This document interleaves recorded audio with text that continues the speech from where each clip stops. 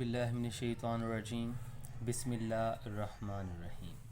तो आज का जो हमारा सवाल है वो है मुकालमा लिखना और एग्जैक्ट मुकालमा किस तरीके से लिख सकते हैं आप कि आपके बोर्ड के पेपर के अंदर जो हैं वो 10/10 नंबर आएँ।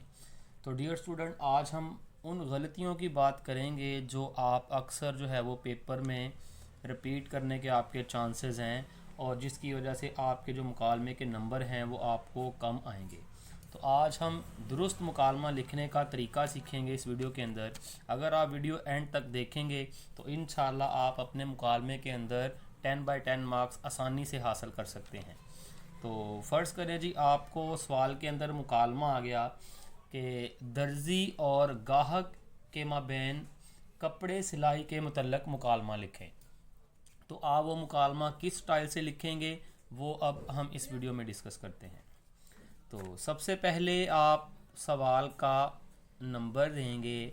फ़र्ज़ करें आपका मुकालमा जो है वो सवाल नंबर 6 पर आया, तो आप लिखेंगे सवाल नंबर 6 और उसके बाद उस मुकालमे की जो है वो आप हेडिंग लिखेंगे। मुकालमा है आपका दर्जी और गाहक के दरमियान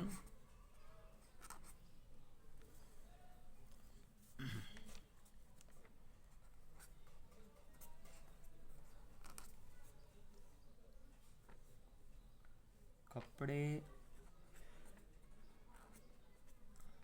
सिलाई के मुतल्लक, यानी कि एक जो गाहक है वो दर्जी की दुकान पे जाता है और वो कपड़े सिलाई के मुतल्लक आपस में बातें करते हैं। तो इस मौजू के ऊपर आपने जो है ये मुकालमा लिखना। लेट्स सपोज आपको ये पेपर में आ जाए। तो ये तो हम एक एग्ज़ाम्पल ले रहे हैं मुकालमे की। तो पेपर में तो कोई भी आपका मुकालमा हो सकता है, लेकिन ये मुकालमा भी बहुत अहम है।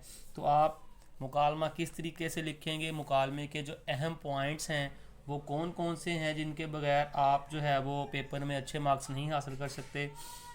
तो डियर स्टूडेंट, सबसे पहले जो आप गलती करते हैं वो ये है कि आप मुकालमे का पस मंज़र नहीं लिखते। आप मुकालमे का पस मंज़र जो है वो छोड़ देते हैं। तो पस मंज़र से मुराद होता है कि मुकालमा किस तरह वकूफ़ पज़ीर हुआ, किस तरीके से मुकालमा जो है वो चला है, आप पस मंज़र में वो लिखते हैं। तो देखिए, अगर एक गाहक और दर्जी के दरमियान मुकालमा चल रहा है तो वो सादा सी बात है, वो दर्जी के दुकान के अंदर जो है वो बातें होंगी। तो आप इसका पस मंज़र इस तरीके से मेंशन कर सकते हैं कि ईद से 5 दिन पहले अकरम और असलम दोनों दर्जी की दुकान में दाखिल होते हैं और वो दर्जी के साथ यूं हम कलाम होते हैं।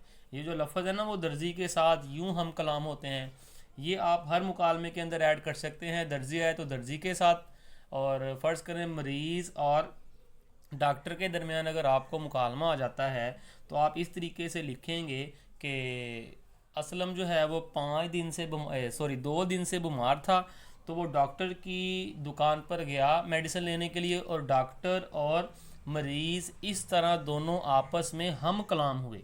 तो इस तरीके से आप पस मंज़र जो है वो मेंशन करेंगे। आपने 2 बंदों को बात करवानी है और फिर काम शुरू करना है। तो पस मंज़र आइए इस मुकालमे का देखते हैं कि दर्जी और गाहक के दरमियान कपड़े सिलाई से मुतल्लक मुकालमे का पस मंज़र आप क्या मेंशन करेंगे। तो मैं लिखता हूँ जी पस मंज़र में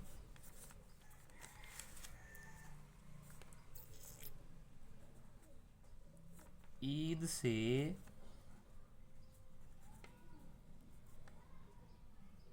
5 दिन पहले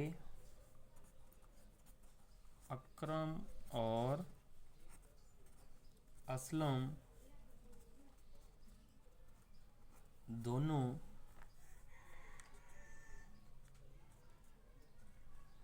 दर्जी की दुकान में दाखिल होते हैं। दर्जी की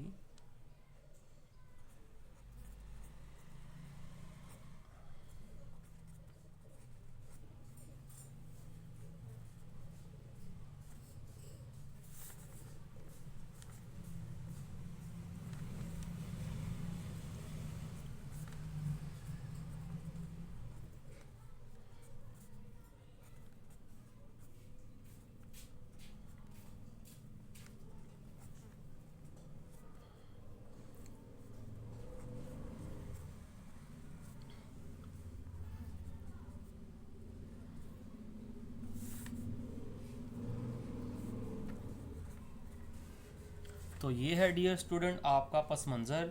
आपको कोई भी पेपर के अंदर मुकालमा आ जाए तो आप उसका आसानी से पस मंज़र लिखते हैं, जो कि मैंने आपको ट्रिक बताई कि आपने बात शुरू करने से पहले एक सीन बनाना है कि ये मुकालमा कहाँ पे जो है वो हो रहा है, और उसके बाद आप जिन भी दो पार्टीज़ के दरमियान मुकालमा हो रहा है उनके नाम मेंशन करेंगे।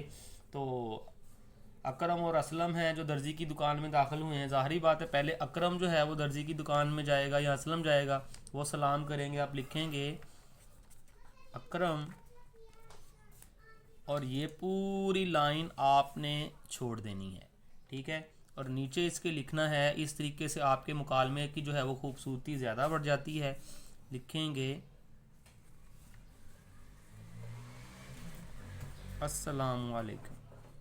तो प्यारे बच्चों, जो आप यहाँ पे गलती करते हैं, आप मीम और वाव के बाद यहाँ पे जो है मीम और ऐन के दरमियान वाव डाल देते हैं अस्सलाम वालेकुम के अंदर, जो कि नहीं आती। इस चीज़ का आपने जो है वो गौर करनी है। और उसके बाद दर्जी, या आप इस लाइन में लिखेंगे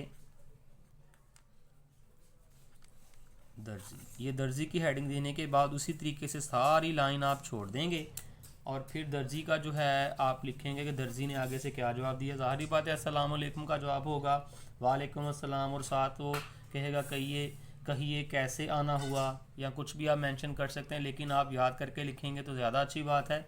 लेकिन मैं आपको मुकालमे लिखने की ट्रिक्स बता रहा हूँ कि आपका मुकालमा किस तरीके से खूबसूरत हो सकता है।